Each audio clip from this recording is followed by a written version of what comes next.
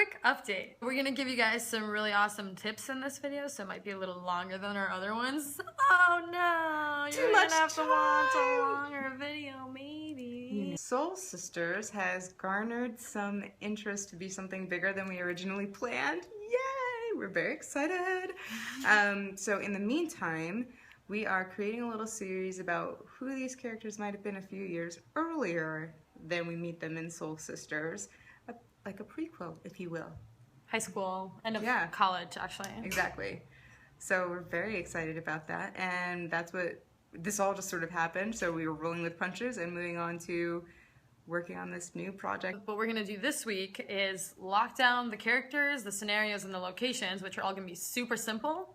We're gonna have a very small crew, and we're gonna do it super guerrilla style. Guerrilla style is a very low budget way to make movies, and basically you just like walk in somewhere and you start shooting and you give nobody any warning or anything like that. It could be kind of disastrous, but I think that we're gonna take some really specific elements from it and we're gonna just be super polite and super nice, and we're gonna hit up like people we're friends with and establishments we're friends with to go in and like be like, hey, we're just gonna do this on like one camera with one camera person and 2 people. Do you mind if we just like take some quick like 30 minutes of video in here? You can also be very polite and professional and go in and get your shit. Last week's tip was we mentioned doing table reads and cold read. We took our own tip and we attended a cold reading together this week.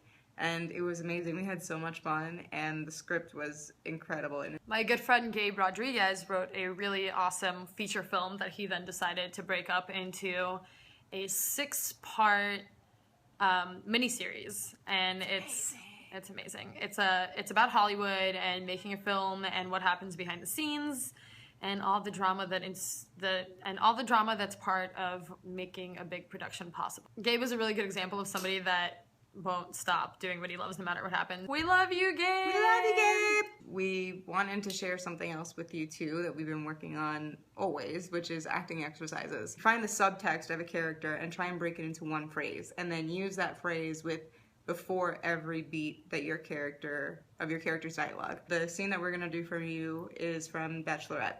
And in this scene, my character wants to impart knowledge. So I will say, and we completely made this up, but I will say, but listen, before every one of my pieces of dialogue. We took the scene and we cut out some of the other characters' lines to make it a 2-person scene. Right. So just as a little disclaimer, we're not saying this is a solution to everyone's acting problems, but it's a fun little way to get out of your head. In the scene, my character is like seeking an understanding. She's talking to her friend and she's like, I've done all the shit. Why am I not getting what I want? I'm a good person. I'm doing everything right.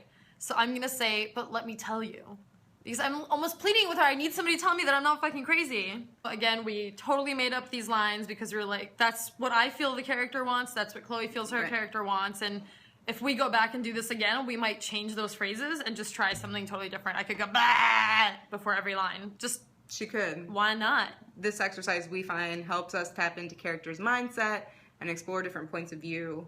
And it's not something you have to do every single time. Don't worry about getting the lines word for word. Acting is supposed to be fun, so don't worry about feeling or looking stupid. Just do something crazy and have a ton of fun, and then you can laugh about it later. We're just gonna take a couple lines out of this just to give you an idea. Let me tell you. I think I'm gonna break up with Frank. But listen, don't say that. You always say that. But listen, I mean, it's been 3 years. Why hasn't the bastard fucking proposed to me? I'm waiting for him to get out of med school, so what?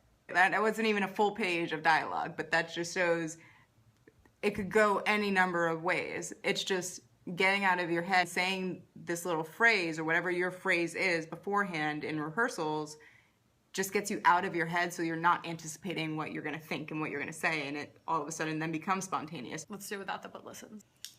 Take 2. I think I'm gonna break up with Frank. Don't say that. You always say that. I know, but why? Okay, why hasn't the bastard proposed to me? It's been 3 years. Why am I waiting for him to get out of med school so he can break up with me when he finds some slut that'll blow him all through football? Dude, just go down on him during football. No. Next week, we're planning on doing another acting tip. Yay! Super simple and super fun. It shows you how to connect the things on an emotional level rather than tackling it analytically first. Have a great week, everybody.